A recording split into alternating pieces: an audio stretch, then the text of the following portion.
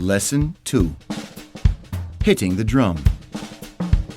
Hitting the bass drum. Hitting the drum.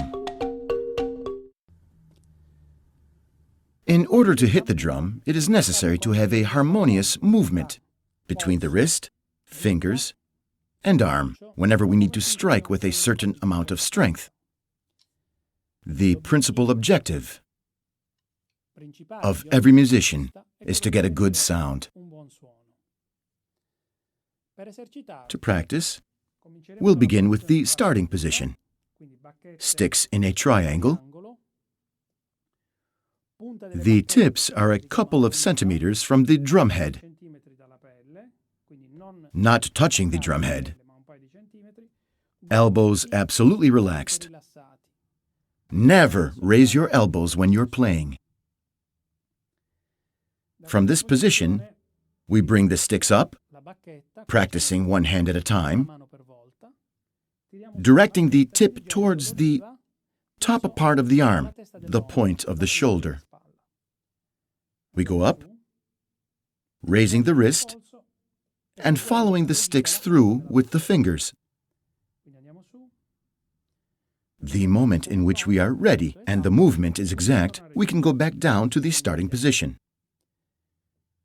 Down with the wrist and closing the fingers. The motion can be divided into two phases. 1, 2. 1, 2. 1, 2. There's no hurry in doing this exercise. The important thing is to know which is the direction of the stick, and to train the fingers to open and close with this movement. It's very important not to squeeze the sticks the moment we go to hit any surface, because in this case, we will feel all the vibrations of the stick once it's struck in our tendons and arms. Therefore, this should never be done. The fingers should never grip too firmly. This is the motion. At the moment that we'll need a series of hits, we must learn to take advantage of the bounce the surface offers when we hit. To take advantage of the bounce, we can imagine that the tip is like a little bouncing ball, like this.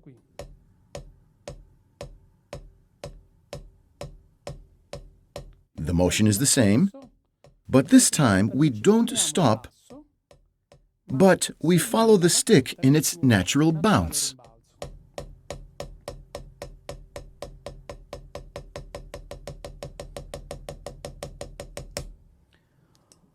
In order to have a correct bounce, it is very important that we grip the sticks in the right point. If the sticks are held too far back, the effect we get is a weight shift too far forward. The same thing holds true when the sticks are held too far forward. That is an effect of the weight shifting too far back. Therefore, the fulcrum of the stick is very important. The fulcrum can be felt between the thumb and the index finger, which is the classic grip when we need strong hits and greater control. It can also be gripped between the thumb and middle finger if we want to leave the stick freer to bounce. For more strength and control, fulcrum between the index and thumb. More relaxed and a freer bounce, fulcrum between thumb and middle finger, as in this case. I'd advise to practice both methods. And in any case, we'll go more in detail later on, when we'll talk about the Møller technique. Regarding the traditional grip, we'll practice playing a series of strokes trying to move just the thumb, to strengthen the grip of the fulcrum, like this.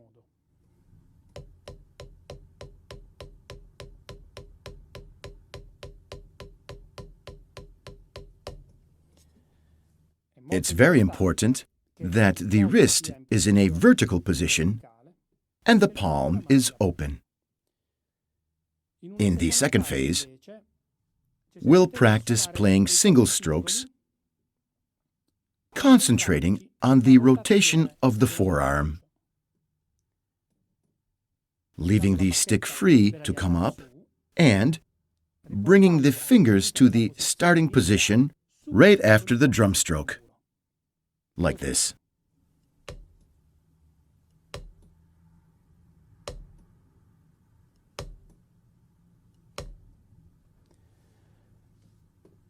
The moment in which we pick up speed, we'll take advantage of the bounce, like this.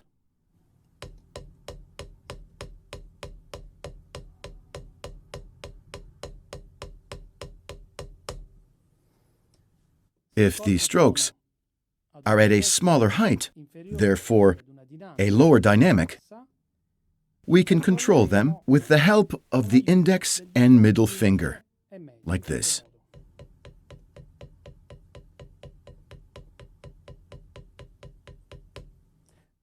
They practically have the same role as the other fingers in the match grip. In any case, it's important never to squeeze the stick, both in the traditional grip as well as the match grip. These are the first exercises to begin your approach to both methods. I should stress that none of the two is more important than the other. Every drummer chooses which one to use the most, or exclusively based on personal taste, whichever makes you feel more comfortable, depending on your physical approach towards one method or the other. Personally, I find that the traditional grip, which comes from a technical standpoint of the military drummers who hold the snare in an inclined position, and is adaptable to other musical genres such as jazz, where it is necessary to play in a low volume, low dynamics, or for certain figures needed when you use brushes. The timpani grip with symmetrical hands, or match grip, is more adapted to musical genres where you need more sound and volume, as in pop or rock music. However, there is no absolute best way to do it. There are great rock drummers who use the traditional grip, such as Stewart Copeland, and great jazz drummers who use the match grip, such as Bill Stewart. Every musician chooses what's best.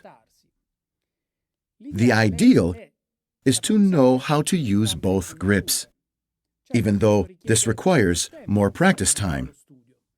The advantage, however, is being able to choose which grip is best in any given musical situation you may find yourself. Hitting the bass drum. There are two fundamental techniques for playing the bass drum. The first is with the heel sitting on the plate of the pedal and working with the ankle. The second technique is with the heel raised and working with the articulation of the entire leg. Both are very extremely valid ways of playing. From my point of view, the first method allows more control over low volume, that is, low dynamic strokes. The second is useful for obtaining high volume or high dynamic strokes, that is, with more power and sound. These are the techniques that I use. But there are drummers that can personalize their technique according to their comfort or physical structure. Let's take a closer look. In order to play with the heel down, you need to place your foot over the entire pedal plate and push forward, thus moving the beater forward to hit the drum head.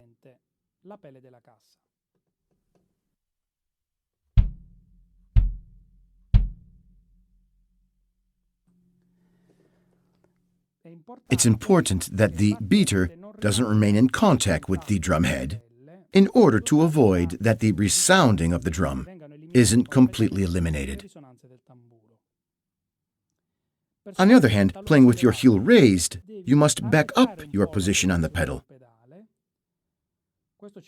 which allows you to obtain a greater volume. The beat is divided into 3 phases. The first is by raising your leg, being careful to not lift the front part of your foot from the plate. So do not lift the front part of your foot. Therefore, lift the leg slightly. In the second, you then come down with your leg, unloading the weight onto the front foot, leaving the heel free to make the real stroke. In the third phase, you return to the starting position, leaning your heel. The beater will therefore snap back. Let's see it again. Raise your leg, bring it down, unloading the weight onto the front part of your foot, and return the heel to the starting position. Once you get used to this type of movement, you can try to do it in a singular fluid motion.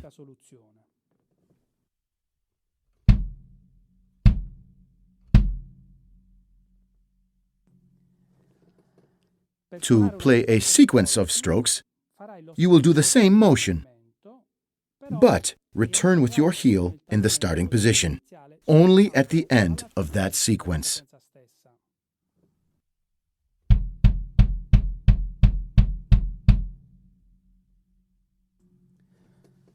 Finally, to play double strokes, we'll use a different kind of trick.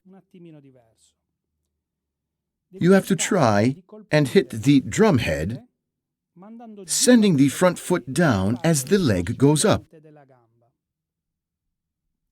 And again, hit the drum head the moment that the heel returns to its resting position.